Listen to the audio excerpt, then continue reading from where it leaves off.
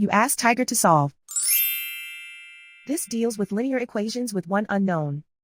The final result is x equals 9. Let's solve it step by step. Group all constants on the right side of the equation. Add 5 to both sides.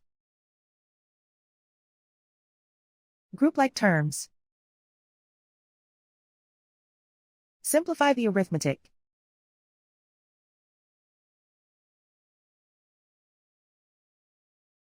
Isolate the x. Multiply both sides by 3. Group like terms. Multiply the coefficients. Simplify the fraction. Simplify the arithmetic.